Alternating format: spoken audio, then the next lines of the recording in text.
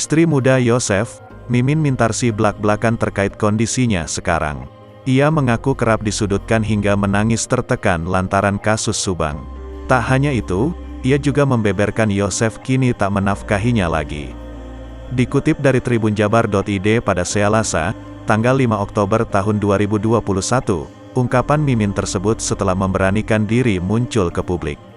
Mimin berkeluh kesah untuk makan sehari-hari kini ia hanya menerima pemberian dari kerabatnya. Mimin juga menceritakan hubungannya dengan Yosef kini mulai renggang karena pisah ranjang.